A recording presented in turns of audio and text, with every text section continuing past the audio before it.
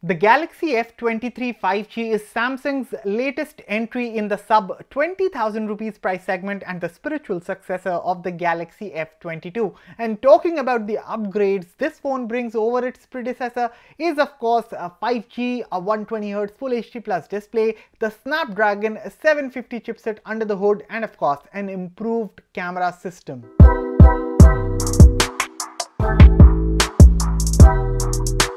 At a starting price of 15,999 rupees, or say 14,999 rupees if you add in the discount, is the Galaxy F23 5G worth your hard-earned cash?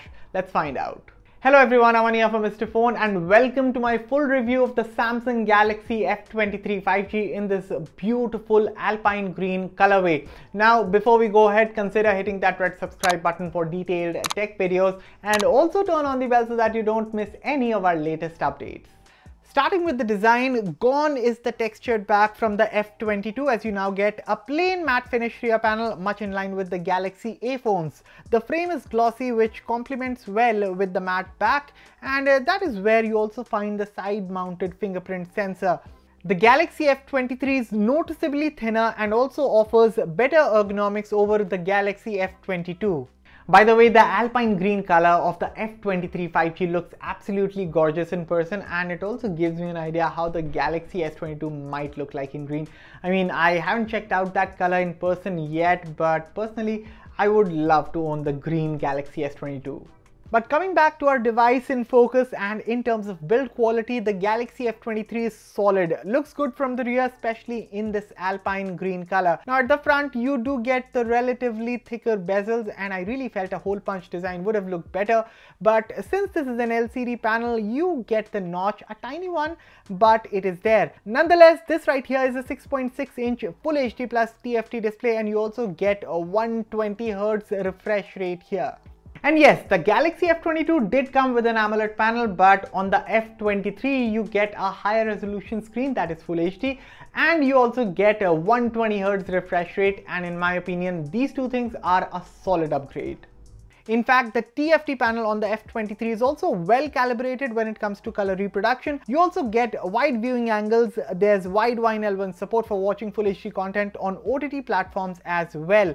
I also found the screen brightness to be adequate for indoor usage, but on bright sunny days, the display legibility could be an issue outdoors. Apart from this, content consumption, be it for watching shows or playing games, looked good on the screen, and despite the phone featuring a single bottom firing speaker, the audio output gets reasonably loud. Moving on, the Galaxy F23 is powered by the tried and tested Snapdragon 750G chipset. This is coupled with either 4GB or 6GB RAM along with 128GB storage.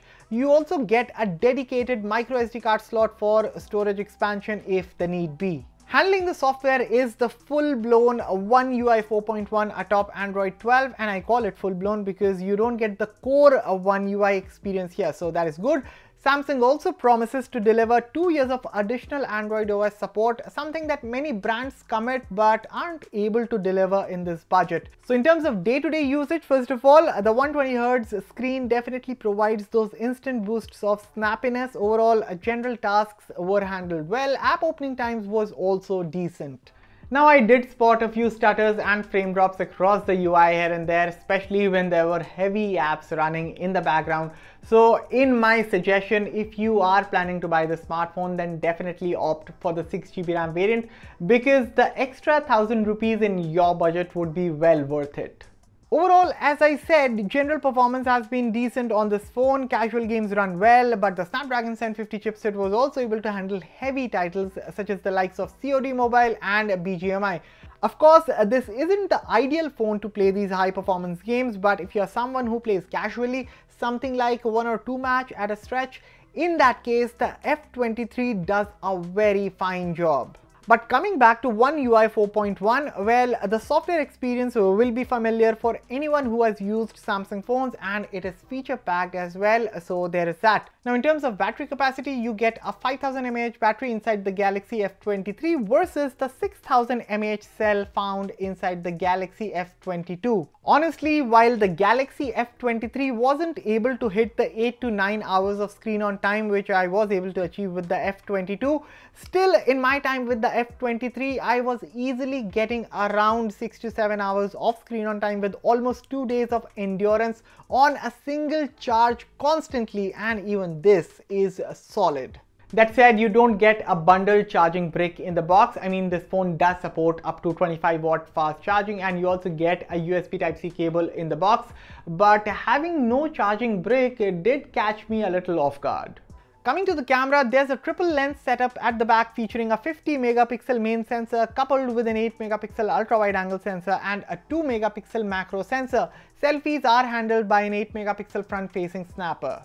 Given good light, the main 50 megapixel camera is able to produce good color-rich images with plenty details. The phone was also able to lock focus quickly on subjects, and so the photos taken both indoors or outdoors looked superb, and the phone also does a good job of dealing with human skin tones. Although I would point that in some photos taken indoors in artificial lighting, I did find the dynamic range wasn't consistent at all times, as I noticed overblown highlights, so there is that. Apart from this, shots from the ultra-wide angle camera exhibited slightly boosted colors than that of the primary camera's output, but overall decent results in photos. Yes, you don't get images as detailed as the primary camera, but as I said, overall it was quite decent. Now, portrait mode shots turned out good in terms of color reproduction, details and dynamic range, although sometimes the phone did get the edge detection wrong, and so the blur got messed up, but most of the times the F23 took decent portraits, so no complaints here as well.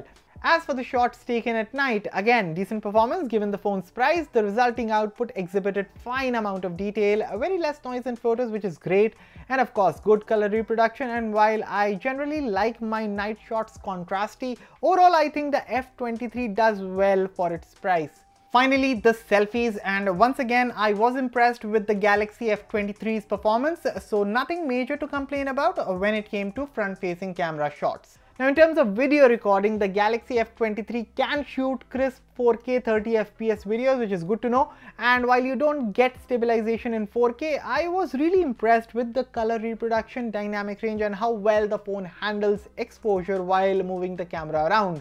That said, 1080p 30 FPS videos get electronic stabilization and the output simply looks amazing. The footage was stable, there were no jerks or judders, and by the way, I also noticed how well and near identical the color profiles look whether you're shooting in 4K or 1080p, so props for that.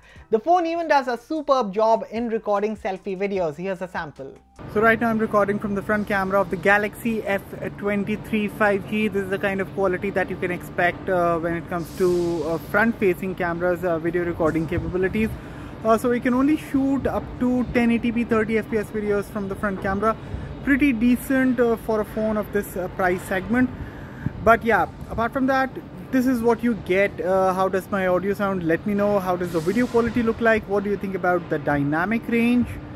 Look at the sky, or maybe I'll just walk here. You can get a good idea. So this is the kind of output you get when you shoot against the sun, and believe me, it's quite sunny today. It's very bright. It's hot in New Delhi. But yeah, this is the kind of output that you can expect when you shoot from the front camera of the Galaxy F23 5G. Let me know your thoughts in the comments. At a starting price of 15,999 rupees, the Galaxy F23 brings a lot to the table for anyone in the market who wants to get a solid sub 20,000 rupees 5G smartphone. So if you're someone who cares about the screen refresh rate, a software experience along with software updates, decent gaming performance, camera performance, especially good video recording capabilities, all while maintaining excellent battery life, in that case, if you ask me, the Galaxy F23 5G is a fine purchase in its price segment. But as I earlier mentioned in the video as well, that if you can extend your budget by 1000 rupees, then I would strongly suggest going for the 6GB RAM variant of this smartphone. And that was my review of the Samsung Galaxy F23 5G. So guys, let me know your thoughts about this phone in the comments below. And as always, for all the latest in tech, stay tuned to Mr. Phone. I'll catch you all in the very next one. Thank you for watching.